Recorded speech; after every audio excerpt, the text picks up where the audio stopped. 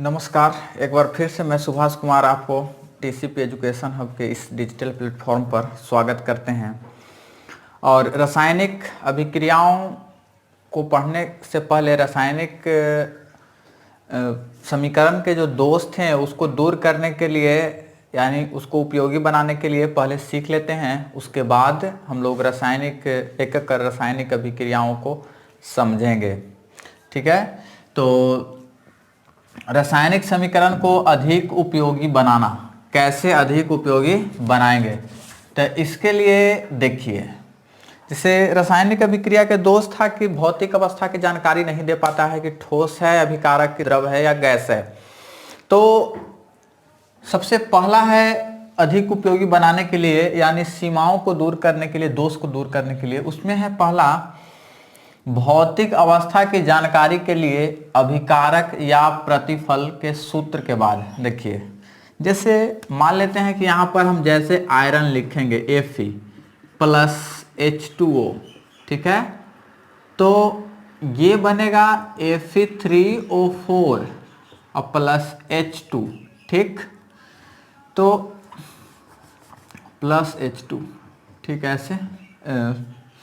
तो इसमें देखिए, समझिए कि Fe क्या है, लोहा कैसा होता है, भौतिक अवस्था उसका क्या होती है रूम टेम्परेचर पर, तो गैस नहीं, गैस या ठोस, ठोस। तो ठोस के लिए देखिए, ठोस है लिखा हुआ, गैस ऐसे बोल देंगे तो मान नहीं ना लीजिएगा, ठीक है, क्योंकि साक्षात के लिए कोई प्रमाण नहीं। ठोस के लिए अगर रहेगा तो S, ठोस के लिए रहेगा तो कोष्ठ, जैसे लोहा ठोस है तो इसमें S, ठीक। द्रव, द्रव के लिए L, तो यहां पर जल है तो इसके लिए L हम नहीं करेंगे, ठीक है, गैस करेंगे। क्यों? क्योंकि यह लिक्विड से लोहा, लिक्विड जब अवस्था में जब रहता है जल, तो उससे लोहा विक्रिया नहीं करता है, गैस ये यानी वाष्प से करता है। तो ये वाष्प है, ठीक ना, ये आपको वेपर है, वाष्प। और ये आपको बनता है जो ठोस है तो लास्ट में ऐसे कर देंगे, H2 गैस है तो लास्ट में G ऐसे कर देंगे। तो इस प्रकार से हम रासायनिक अभिक्रियाओं के जो रासायनिक समीकरण के जो दोष है, सीमाएं हैं, उसको थोड़ा बहुत दूर कर सकते हैं।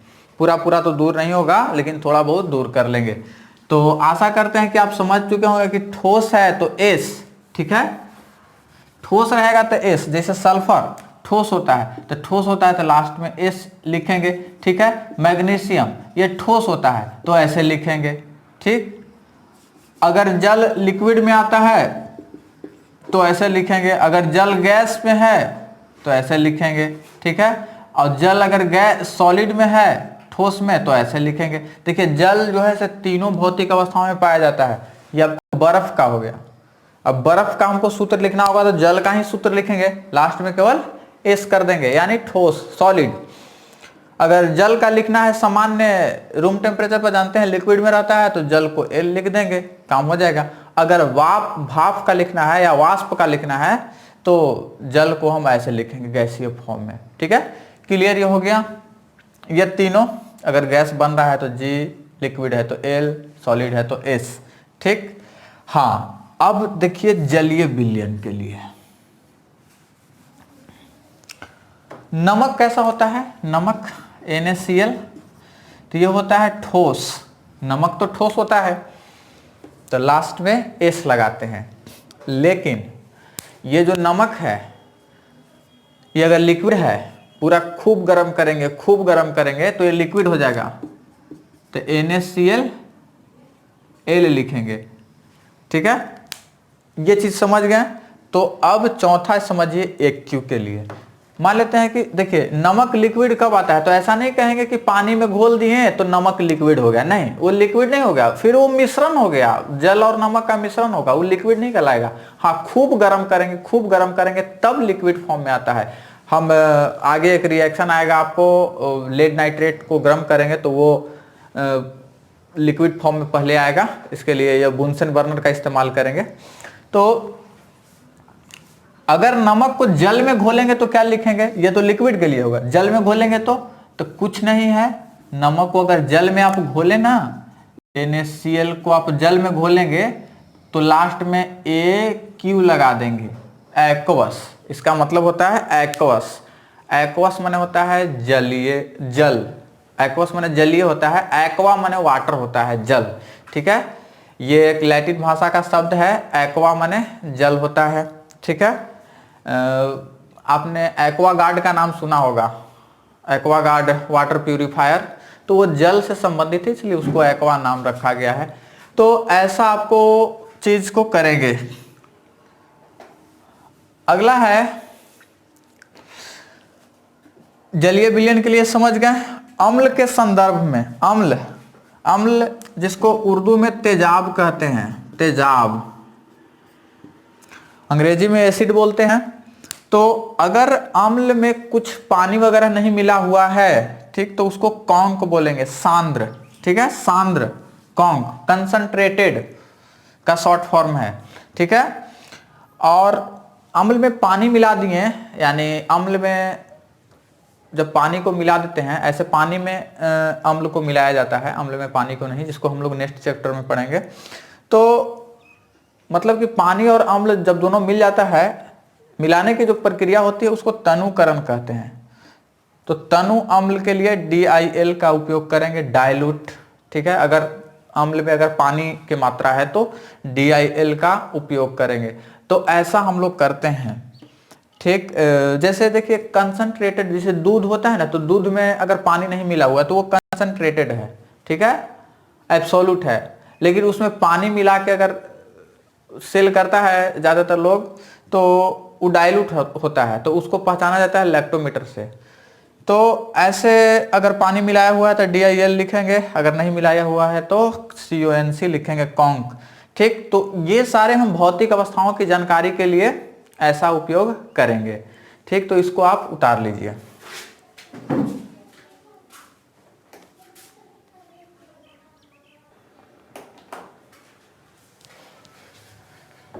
अगला है कि अभिक्रिया ऊष्माशोषी है या ऊष्माक्षेपी। इसके लिए तो ऊष्माक्षेपी अभिक्रिया कहते हैं वैसे अभिक्रिया को जिसमें ऊष्मा का अवक्षेपण होता है या ऊष्मा उत्सर्जित होता है, उसको कहते हैं ऊष्माक्षेपी अभिक्रिया।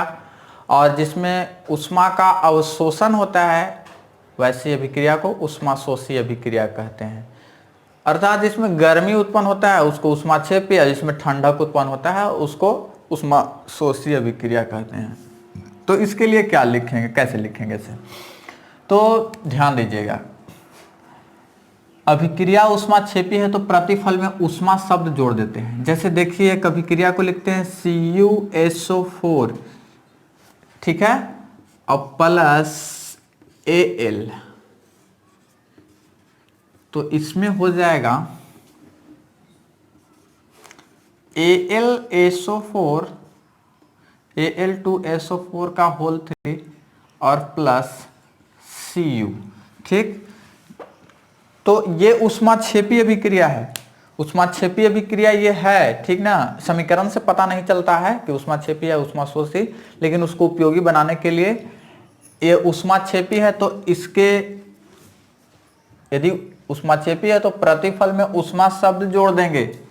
तो प्रतिफल हमारा ये है, इसमें हम ऊष्मा ऐसे लिख देंगे, ऊष्मा, ठीक है, ऐसे ऊष्मा शब्द जोड़ देंगे। ठीक है, या ऊर्जा भी लिख देते हैं या ई भी लिख देते हैं। ठीक है, तो ऐसा शब्द को जोड़ देते हैं। तो ये उपयोगी बनाने का एक नियम हो गया। अच्छा हाँ, देखिएगा इस CuSO4 जो है जलीय विलयन है, जलीय विलयन है तो क्या लगाएंगे, AQ। ठीक है, एल्युमिनियम ठोस अवस्था है तो S। ठीक, और ये देखिए ये जलीय अवस्था में रहेगा तो इसके लिए हम AQ लिख देंगे। Cu रहेगा आपको ठोस अवस्था में तो इसके लिए S लिख देंगे। ठीक है, ऊष्मा का कोई अवस्था नहीं होता है। तो ऐसे समीकरण को बनाते हैं उपयोगी। अच्छा, यदि अभिक्रिया ऊष्माशोषी है, यानी वैसी अभिक्रिया जिसमें ठंडक उत्पन्न हो रहा है, तो ठंडक उत्पन्न तब ना होगा जब वो ऊष्मा लेगा तब। ठीक है, फ्रिज क्या करता है, फ्रिज में ठंडक उत्पन्न क्यों होता है, क्योंकि वो अंदर का सारा ऊष्मा को निकाल देता है, बाहर की ओर फेंक देता है। तो N2 और प्लस O2 2NO, ठीक है। ये ऊष्माशोषीय अभिक्रिया है। ऊष्माशोषीय अभिक्रिया में दो काम करना है, ठीक है। अभिकारक में जोड़ देंगे ऊष्मा शब्द, यानी अभिकारक हमारा ये है, तो इसमें हम ऊष्मा शब्द ऐसे जोड़ देंगे, ऊष्मा, ठीक है। एरोडैश 2NO, नाइट्रिक ऑक्साइड बन रहा है। तो ये आपको हो गया ऊष्माशोषीय अभिक्रिया। हाँ, इस ऊष्मा को इसके उस साइड ले जाइएगा तो माइनस में लिखना होगा, अभिकारक में जोड़ देते हैं, या प्रतिफल में से घटा लेंगे, प्रतिफल में से घटा लेंगे ऊष्मा शब्द को। तो ऐसे भी आप लिख सकते हैं N2 प्लस O2 एरोडैश 2NO और माइनस ऊष्मा, ऐसे भी लिख सकते हैं। वही बात हुआ जो गणितीय भाषा में होता है कि उस साइड करें बराबर के उस साइड तो आपको माइनस में हो जाता है। तो ये भी बात है, अगर ये ऊष्मा अगर इधर आएगा तो निगेटिव हो जाएगा। तो गणितीय नियम इसमें चलता है। तो ये आपको 2 और 3 हो गया। अब अगले जो उपयोगी बनाने के नियम है उस पर आते हैं।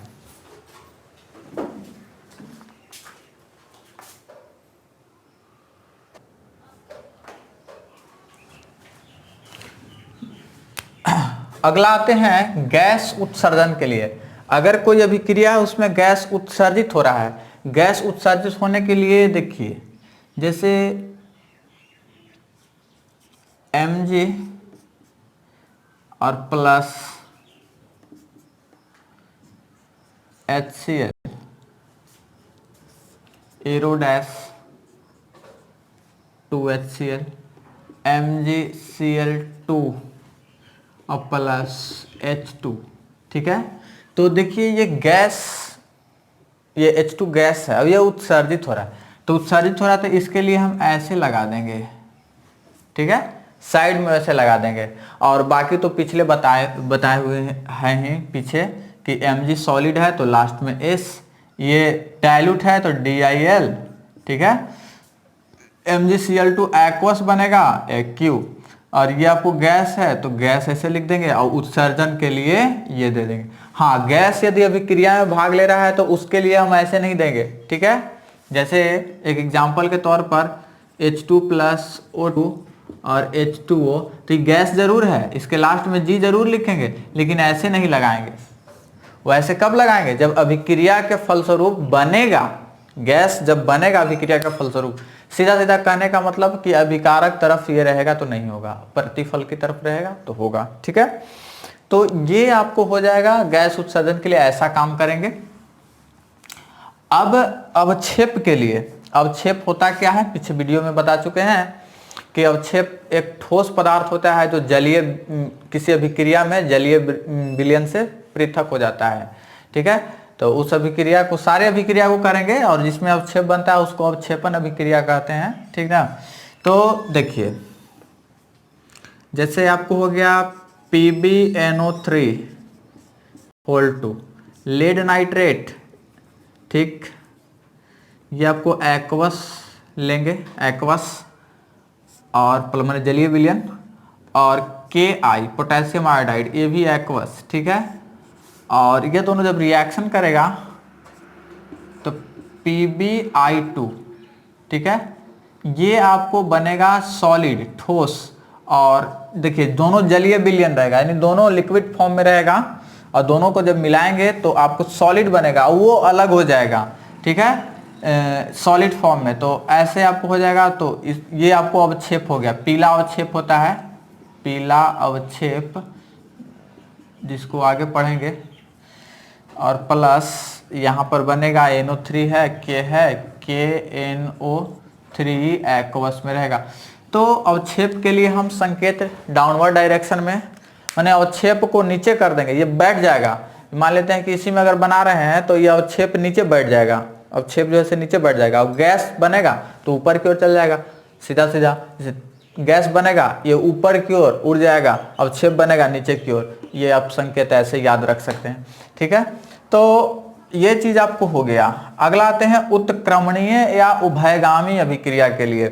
तो उत्क्रमणीय अभिक्रिया बोलते हैं वैसी अभिक्रिया को जिसमें अभिकारक कौन है और प्रतिफल कौन है ये पता नहीं चल पाता है, या यूं कहें तो वैसी अभिक्रिया जिसमें प्रतिफल बनता है और प्रतिफल तुरंत फिर अभिकारक में भी बदल जाता है, तो उसको कहते हैं उत्क्रमणीय अभिक्रिया। तो उत्क्रमणीय अभिक्रिया का एक उदाहरण है N2 प्लस H2, ठीक है, एरो डैश ऐसे इसका देंगे, ठीक, और NH3। तो देखिए सबसे पहले क्या होगा, सबसे पहले ये इसको तीर के निशान है तो फॉरवर्ड रिएक्शन बोलेंगे, आपको अग्रिम अभिक्रिया, ठीक है, और ये जो है पश्च अभिक्रिया, यानी इससे मिलकर ये बना जरूर लेकिन फिर ये टूट के ये बन जा रहा है, ठीक है। तो ये आपको हो गया उभयगामी अभिक्रिया, यानी दोनों दिशाओं में चलने वाला या उत्क्रमणीय अभिक्रिया। तो इसके लिए हम ऐसा चिन्ह देंगे, हाँ समीकरण से तो जानेंगे नहीं, लेकिन समीकरण अगर पहले वो अभिक्रिया किया हुआ है कि ऐसा है तो हम ऐसा संकेत दे देंगे उपयोगी बनाने के लिए। अगला है शर्तों के लिए। शर्त, ये आपको हैबर विधि में अमोनिया बनाने का आपको समीकरण है। शर्तों के लिए अभिकारक इधर लिखेंगे। अगर शर्त देते हैं कि इतना ताप इतना दाब रहेगा तब ये अभिक्रिया होगा, तो उसके लिए जो तीर का निशान होता है विकारक और प्रतिफल के बीच में, उस पर हम ताप दाब नीचे उत्प्रेरक देंगे, लिख देंगे। तो ऐसा हम लोग, इस शर्त है कि इतना ताप इतना दाब तब यह अभिक्रिया होगा, तो शर्त को हम यहाँ पर लिखते हैं। तो ये सारा आपको हो गया रासायनिक समीकरण को उपयोगी बनाने के नियम, ठीक है।